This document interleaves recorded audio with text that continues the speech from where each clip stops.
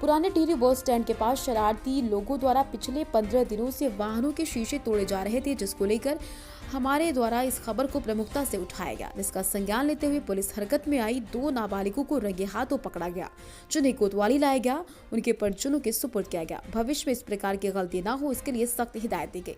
इस बारे में जानकारी देते हुए प्रभारी निरीक्षक TS कोहली ने बताया, पिछले कई दिनों से पुलिस लगातार निगरानी कर रही थी। लोगों में इसको लेकर काफी आक्रोश था। इसके बाद पुलिस ने 3 टीमों का गठन किया और गश्त बढ़ा दी। इसके बाद शरारती तत्व रंगे हाथों गिरफ्तार किए गए, जिन्हें हिदायत देकर परिजनों के सुपुर्द किया गया। परिजनों को भी सख्त हिदायत दी गई कि भविष्य में इनके द्वारा इस प्रकार की घटना की गई तो इनके खिलाफ कार्रवाई की जाएगी। वहीं भाजपा उपाध्यक्ष बादल प्रकाश द्वारा कोतवाल को ज्ञापन दिया गया, ऐसे लोगों के खिलाफ सख्त कार्रवाई की जाए।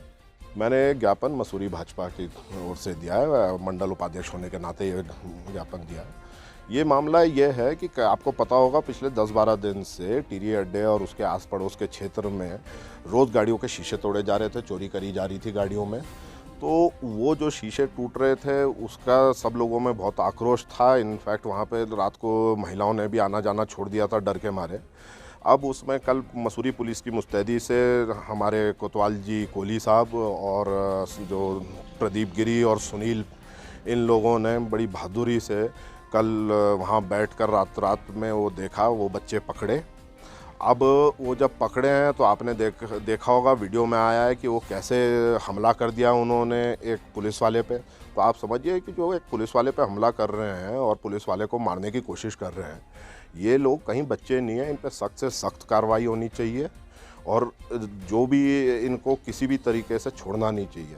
दूसरा, ये बात सुनने में आई है कि उनके माँ बाप कहीं दबाव बना रहे हैं कि पैसे दे देते हैं हम जो शीशे टूटे हैं। तो आप बताइए कहाँ का न्याय है कि आपका बच्चा जाके शीशा तोड़ देता है, कल किसी का सिर फोड़ देगा, क्या करेंगे आप? टाके के पैसे दे देंगे?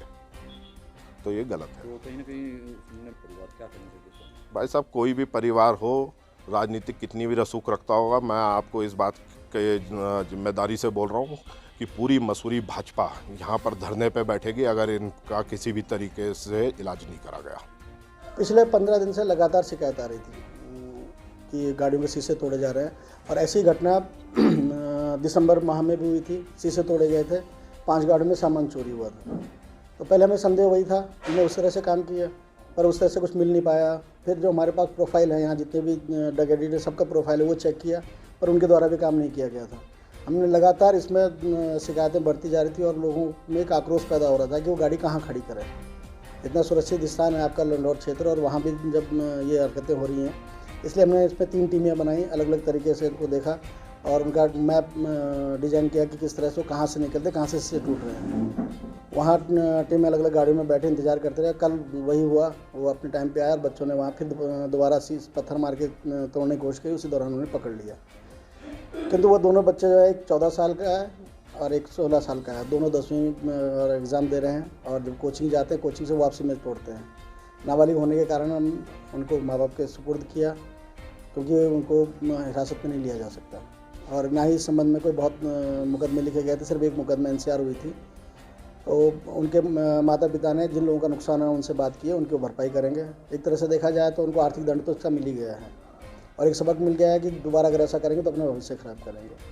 और यही मैं सारे बच्चों के लिए कहना चाहूँगा मसूरी के कि सिर्फ यही नहीं है, दूसरी चीज़ें भी हैं। रैश ड्राइविंग है, ट्रिपल राइडिंग है और नशे का वो काम करना है, दूसरा टीजिंग करना, लाइट वगैरह तोड़ना, ये ना करें। आप कानून की नज़र में हैं, आप बच नहीं सकते, आपके खिलाफ कार्रवाई होगी।